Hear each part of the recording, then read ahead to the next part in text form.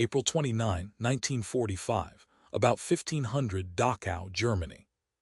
The sky is a flat, oppressive gray over Bavaria, hanging low over the marshlands 10 miles northwest of Munich. The war in Europe is in its final, convulsive spasms. The German Wehrmacht is collapsing, dissolving into pockets of fanatical resistance and weary surrender. For the men of the U.S. 7th Army, specifically the soldiers of the 45th Thunderbird Infantry Division and the 42nd Rainbow Division, the objective is just another coordinate on a map that has been redrawn daily for months. They are moving toward a complex of buildings identified as a prison camp. They expect a hard fight, perhaps a final stand by the SS, or perhaps the sullen capitulation of broken men. They are battle-weary, hardened by the hedgerows of France and the snows of the Bulge. They believe they have seen the worst that war can manufacture. They are wrong. As the lead elements of the 45th Infantry Division approach the perimeter, the air changes. It is not the smell of cordite or burning diesel that greets them, but a heavy, cloying stench that defies description, a physical weight that presses against the lungs. They reach a rail spur outside the main compound. There, sitting motionless on the tracks, is a convoy of roughly 40 railway cars. It looks like a supply train abandoned in the chaos of retreat. Infantrymen, rifles at the ready, move cautiously toward the siding. The silence is absolute, unnatural for a war zone.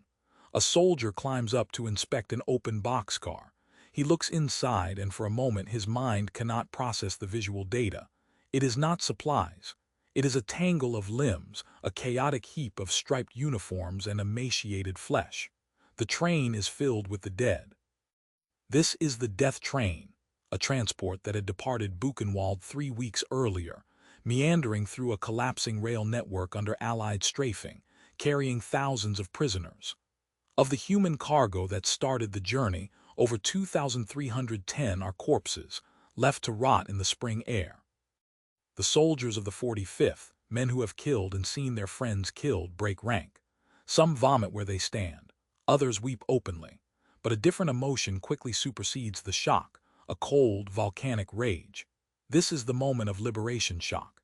It is the instant where the abstract concept of Nazi tyranny solidifies into a horrific, undeniable reality. The soldiers are no longer fighting for territory. They are confronting a crime scene of industrial proportions. As the 42nd Infantry Division and the 20th Armored Division arrive at different sectors of the complex, the scene repeats itself.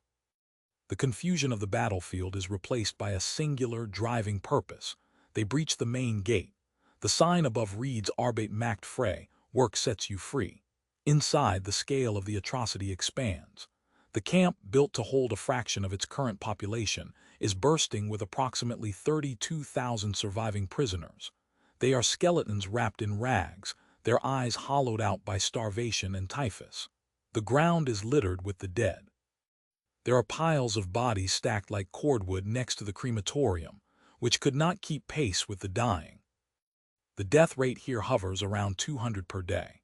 The living shuffle among the dead, indistinguishable but for the faint rise and fall of a chest. The discipline of the liberating force is tested to its limit. Confronted with the death train and the piles of unburied corpses, the rules of engagement blur. Reports from the 45th Infantry Division indicate that the rage boiling over led to the summary execution of a number of SS guards who had surrendered. These events, later known as the Dachau Liberation Reprisals, are a testament to the psychological fracture that occurs when civilized men are confronted with absolute barbarism. The soldiers, overwhelmed by the sensory assault of the camp, react with a primal justice. But Dachau is not an isolated island of horror. It is the terminus of a vast network of suffering that American forces have been uncovering for weeks. While Dachau is the first concentration camp established by the regime, opening its gates in March 1933 and serving as the model for all others, it is the last major camp to be liberated in the West. The road to this Sunday afternoon in Bavaria began hundreds of miles away and weeks prior, with a series of discoveries that slowly peeled back the curtain on the Third Reich. Rewind 18 days. April 11, 1945. The U.S. 6th Armored Division is pushing through the dense forests of Thuringia near the cultural capital of Weimar. Just 5 miles from the city of Goethe and Schiller lies the Buchenwald concentration camp. The liberation of Buchenwald unfolds differently. As the American armor rumbles closer, the ground trembles, not just from the tanks, but from an uprising within the wire. The prisoners here are organized. An underground resistance, having smuggled in arms and monitored the radio traffic of the approaching Americans, decides not to wait for rescue. At approximately 15:15, as the sound of battle grows louder, the prisoners storm the watchtowers. They seize control of the administrative buildings and the perimeter fence, turning the captured weapons on their former tormentors. By the time the lead elements of the 6th Armored Division roll up to the gates, the SS guards have largely fled or been subdued. Captain Frederick Keffer of the 9th Armored Infantry Battalion is among the first Americans to enter. He does not find a passive, waiting populace. He is swarmed by a jubilant, chaotic mass of humanity. They lift him onto their shoulders, a conquering hero in olive drab, parading him through a landscape that defies military logic. But the jubilation is a thin veneer over a humanitarian catastrophe. As the adrenaline of the revolt fades, the reality of Buchenwald settles in. The soldiers of the 6th Armored find approximately 21,000 survivors in the main camp. It is a city of the walking dead. In the sector known as the Little Camp, the conditions are medieval. Men sleep in tiered wooden stalls, 6 or more to a bunk, with no bedding, wallowing in their own filth. Among the survivors are 900 children and youths, some of whom have known no other life but the wire. The Americans, trained to fight panzers and clear bunkers, are paralyzed by the logistical nightmare of keeping these people alive. The shockwave of this discovery travels up the chain of command with unprecedented speed. It reaches the highest levels of the Allied Expeditionary Force within 24 hours. On April 12, the day after Buchenwald's liberation, the war stops being a strategic abstraction for the Supreme Commander. General Dwight D. Eisenhower, accompanied by Generals George S. Patton and Omar Bradley, arrives to inspect a subcamp of Buchenwald located near the town of Ohrdruf. Ohrdruf is smaller than the main complex, but its intimacy makes the horror inescapable. There is no vast industrial machinery here to distract the eye. There is only the raw, intimate brutality of the SS. The generals walk through the mud, past the whipping posts and the blood-stained execution grounds. They are led to a woodshed where bodies are stacked in layers, sprinkled with lime to mask the smell, though the stench is overpowering. Patton, a man who has cultivated an image of iron-willed toughness, a man who slapped a soldier for battle fatigue, turns away, physically sickened. He refuses to enter one of the barracks, overcome by the sensory assault. Eisenhower, however, forces himself to look. His face, usually composed for the newsreels, is a mask of cold fury. He understands immediately that this is not just a war crime, it is a political weapon. He knows that in the future, people will try to deny that this happened, that the scale of the industrial slaughter will be dismissed as propaganda. He turns to his staff and issues an order that will define the historical memory of the Holocaust. He demands that every American unit not currently on the front line be trucked in to tour Ohrdruf and Buchenwald. He wants the GIS to see it. He wants the witnesses to be numbered in the thousands.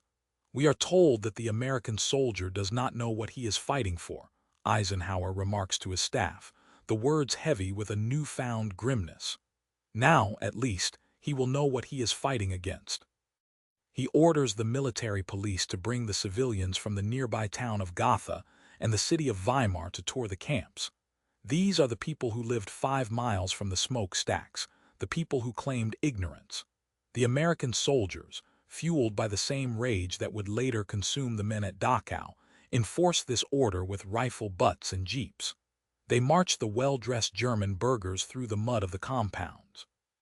They force them to look at the emaciated corpses, to smell the burning flesh, to walk past the tables displaying tattooed skin and shrunken heads collected by the camp commandant's wife. Some of the civilians faint, others weep. Most walk in a stunned silence, their eyes fixed on the ground, unable to reconcile their manicured lives with the charnel house next door. But bearing witness is only the first step. The immediate crisis is medical.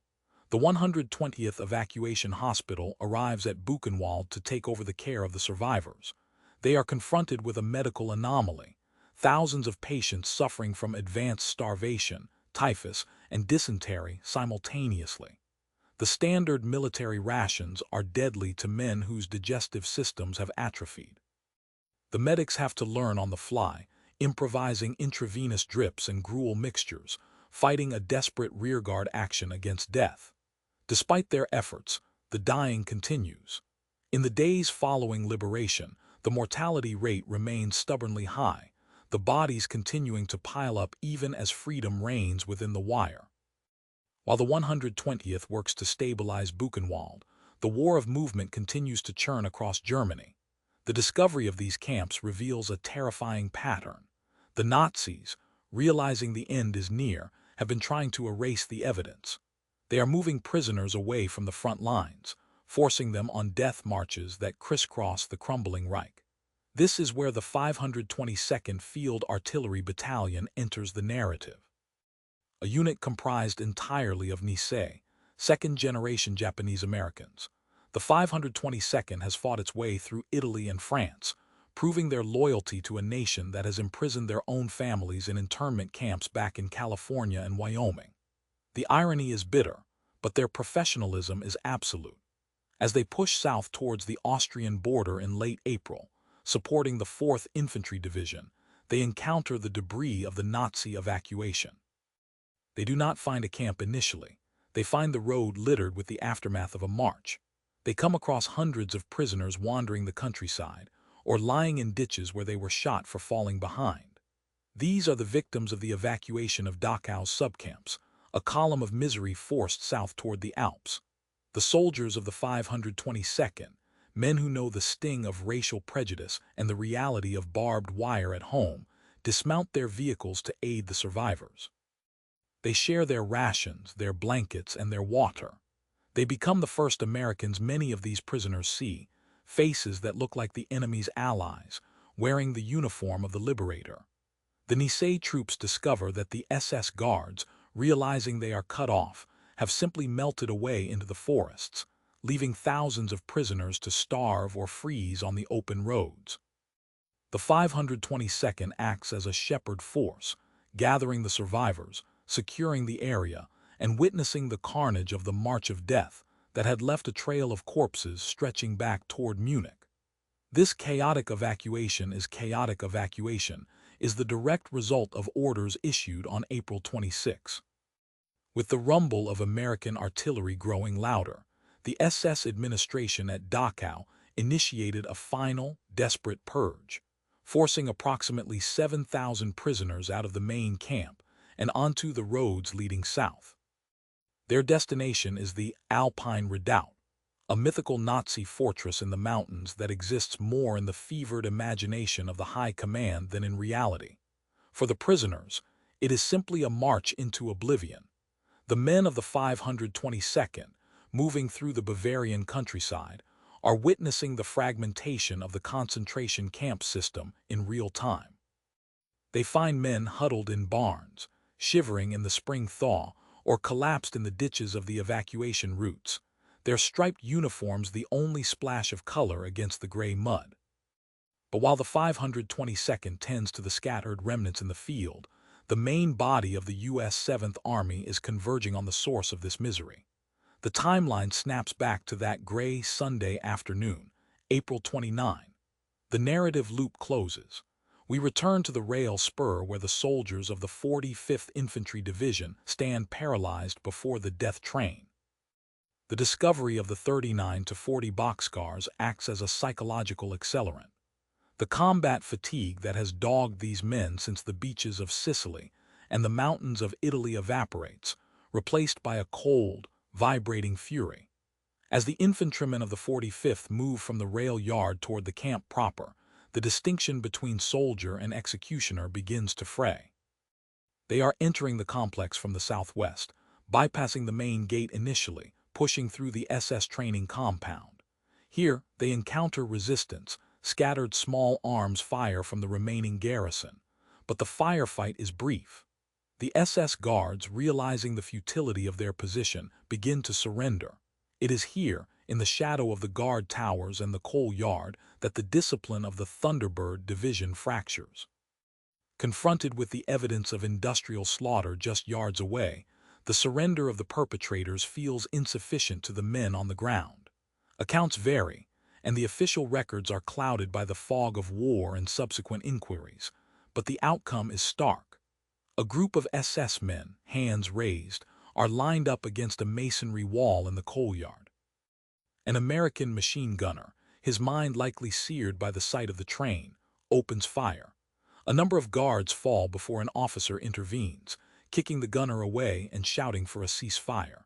These are the Dachau liberation reprisals. It is a moment where the moral high ground of the liberator is stained by the raw, contagious violence of the camp itself.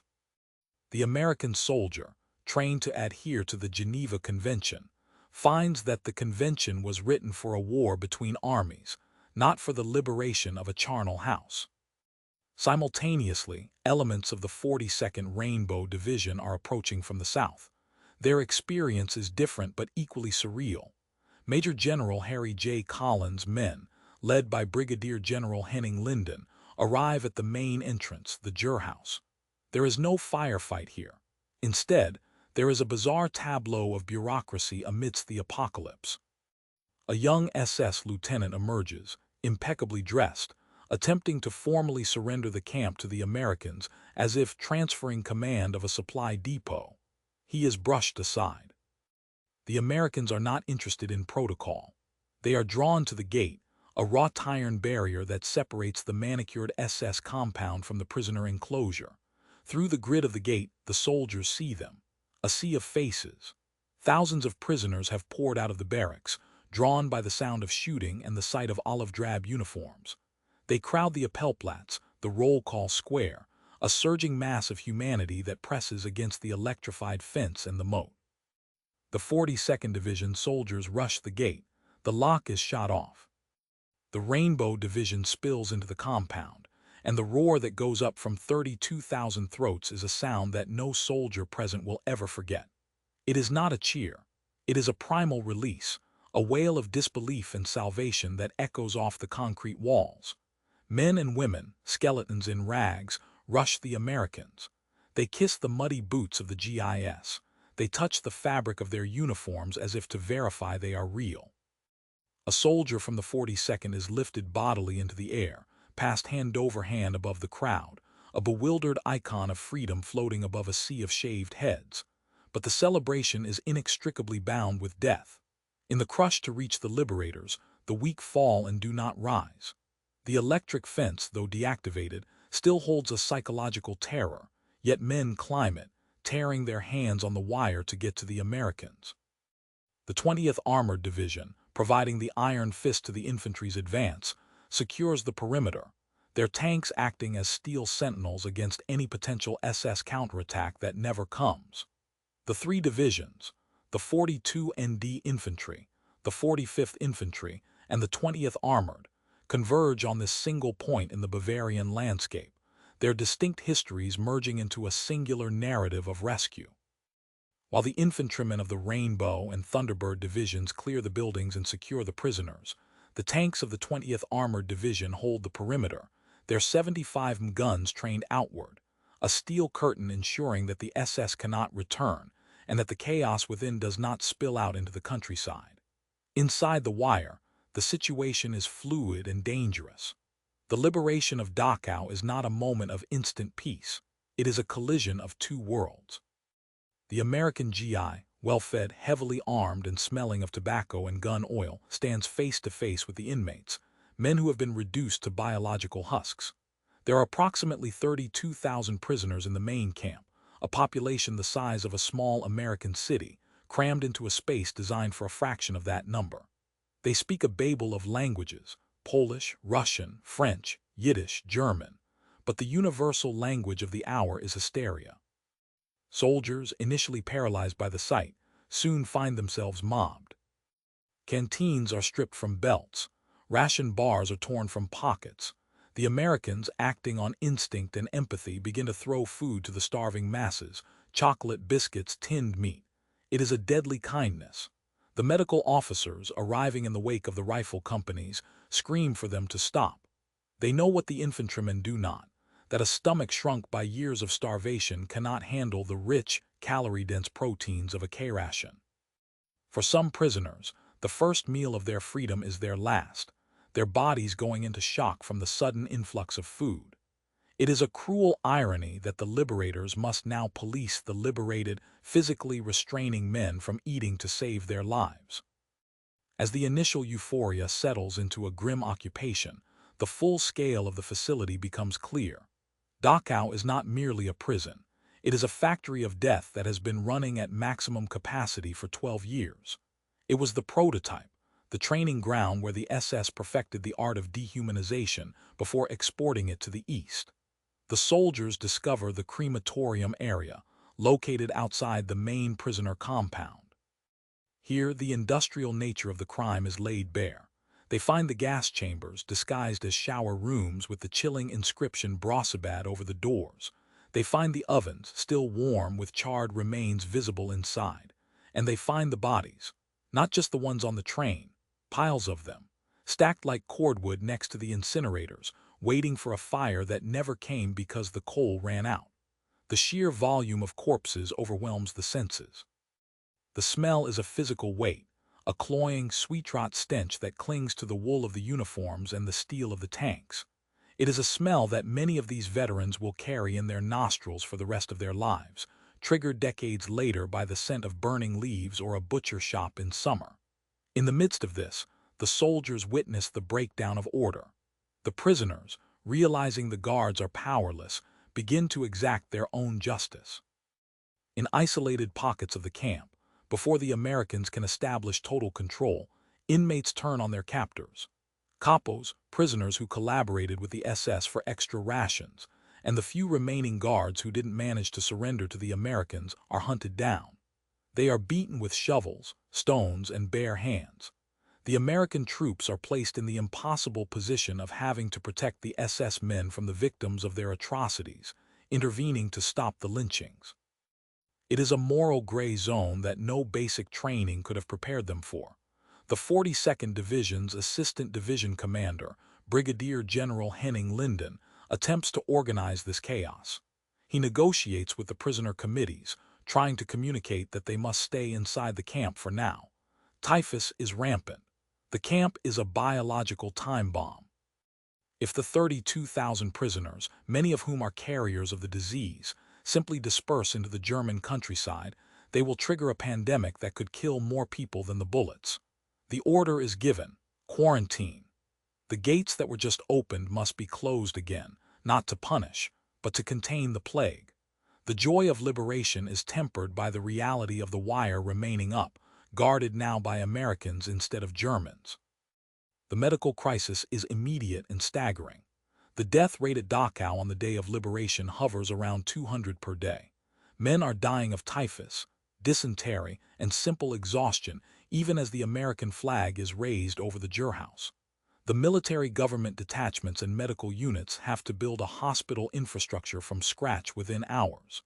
They commandeer the SS barracks, turning the perpetrators' quarters into wards for the victims. They begin the Herculean task of delousing 32,000 people, dusting them with DDT to kill the lice that carry the typhus bacteria. While the medics fight the microscopic war, the combat units press on. The war does not pause for the dead. While the medical teams begin their grim triage within the wire, the main body of the U.S. 7th Army must continue its offensive. The objective lies just 10 miles to the southeast, Munich. It is the spiritual home of the enemy, the capital of the movement, the city where the Nazi Party was born in beer halls and basements. It is a bitter geographic coincidence that the regime's first concentration camp and its birthplace sit so close together, linked by a short stretch of road that the 42nd Rainbow Division now traverses. On April 30, the day after the liberation of Dachau, the 42nd Infantry Division storms Munich. The contrast is jarring.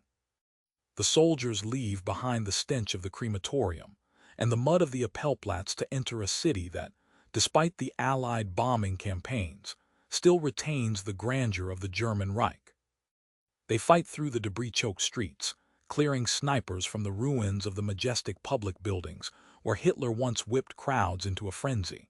But the men of the 42nd are changed. The rage ignited at the rail spur in Dachau travels with them. Every resistance nest they encounter, every SS trooper who refuses to lay down his weapon, is now viewed through the lens of what they saw 10 miles back up the road.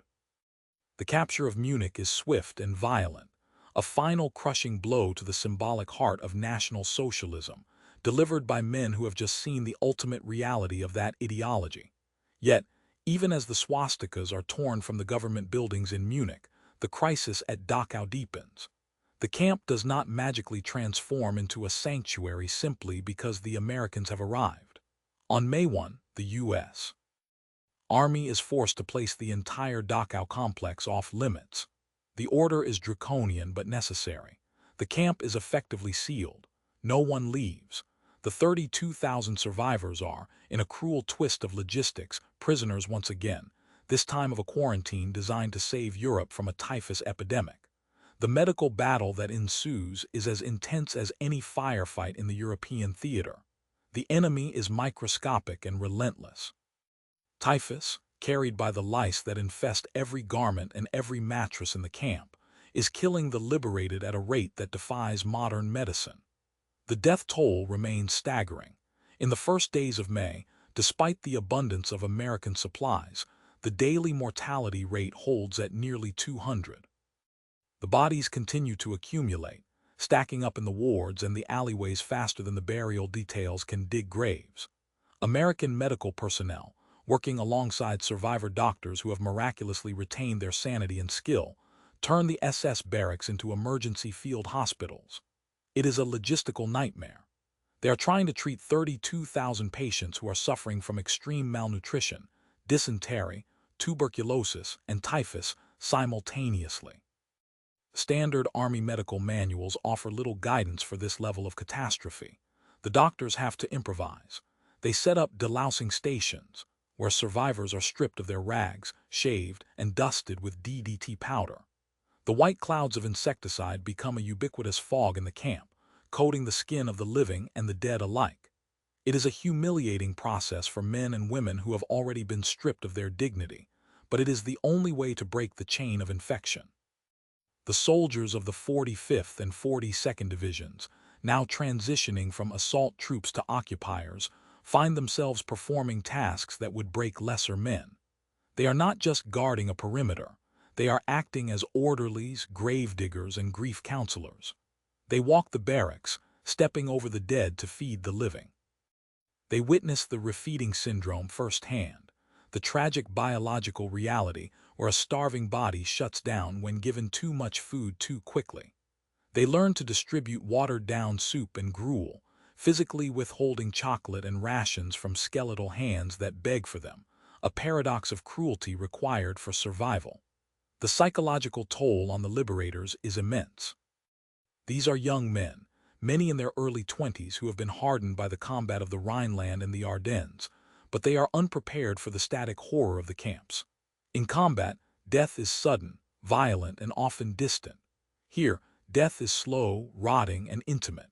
It stares back at them from the hollow eyes of the Muselmänner, the camp slang for those prisoners who have reached the final stage of starvation, who have resigned themselves to death and sit in a catatonic stupor.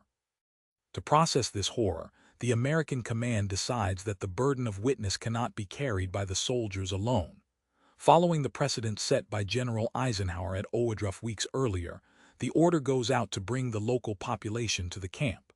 The citizens of the town of Dachau, living just a few miles from the smokestacks, are summoned. These are the bakers, the shopkeepers, the farmers who have lived in the shadow of the camp for 12 years. They are rounded up by American MPs, men who are in no mood for excuses, and marched to the camp gates. The procession of civilians, enters the compound to find that their claims of ignorance offer no shield against the overwhelming stench of decay and death. Under the unyielding gaze of the American troops, they are forced to view the crematoriums and mass graves, confronting the visceral reality of the atrocities committed in their name. It is a grim lesson in accountability, ensuring that the horror of the camps can never be dismissed as mere propaganda. If you would like more war stories from World War II, please like this video and subscribe to our channel.